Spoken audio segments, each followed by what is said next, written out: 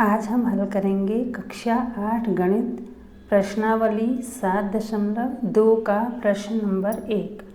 प्रश्न नंबर 1 है, सेल के दौरान एक दुकान सभी वस्तुओं के अंकित मूल्य पर 10% बट्टा देती है।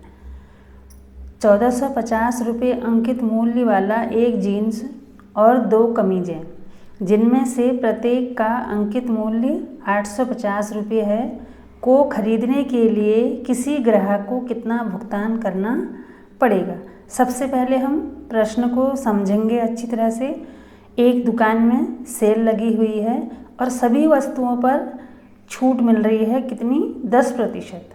10% बट्टा छूट मिल रही है अंकित मूल्य पर। अंकित मूल्य मतलब जो उस वस्तु में मूल्य लिखा होता है वह अंकित मूल्य होता है। तो उस मूल्य पर 10% छूट मिल रही है। तो हमने एक जीन्स खरीदी 1450 रुपये की और 2 कमीज़ें खरीदी, जिनमें से एक कमीज़ की कीमत है 850 रुपये। तो 2 कमीज़ों की कितनी हो जाएगी? दुगुनी 1700 हो जाएगी। तो हमें छूट मिलने के बाद कितने रुपए देने पड़ेंगे दुकानदार को, हमें ये ज्ञात करना है। तो हम शुरू करते हैं। प्रश्न नंबर 1 का हल मैंने यहाँ पर लिखा है। तो सबसे पहले हम लिखेंगे जीन्स का अंकित मूल्य बराबर जीन्स का अंकित मूल्य। जीन्स का अंकित मूल्य कितना है? रुपये 1450। और 2 कमीज़ों का मूल्य कितना हो जाएगा? 2 कमीज़ों का अंकित मूल्य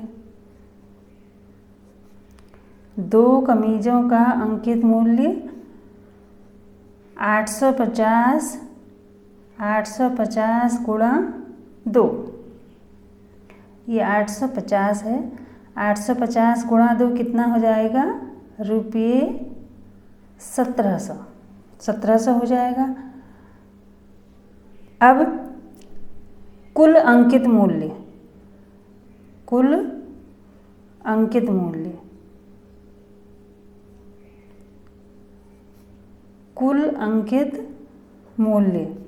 बराबर कितना हो गया? 1450 की जीन्स हो गई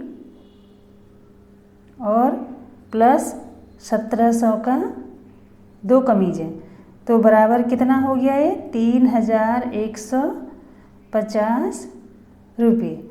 कुल अंकित मूल्य हो गया 3150 रुपये। तो अब बट्टा कितना है? 10%। प्रश्न में दिया है छूट है 10%।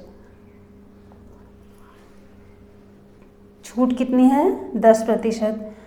तो अब हम निकालेंगे कुल बट्टा मतलब हमें कितनी छूट मिली। तो कुल बट्टा अंकित मूल्य का 10%। कुल अंकित मूल्य हमने निकाला है 3150 गुणा 10/100। 2 जीरो से 2 जीरो कट गए, बराबर कितना आया? 315 रुपये। तो 315 रुपये हमें छूट मिल गई। कुल अंकित मूल्य है 3150 रुपये। तो 315 की हमें छूट मिली। तो हमें कितने रुपये का भुगतान करना पड़ेगा? अतः 3150 में से 315 रुपये का हम घटा देंगे, उतना रुपया भुगतान करना पड़ेगा। अतः ग्राहक को भुगतान करना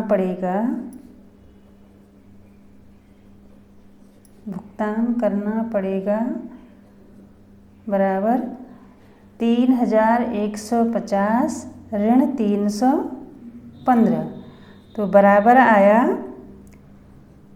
रुपये 2835। ये आंसर हो गया। 2835 रुपये भुगतान करना पड़ेगा।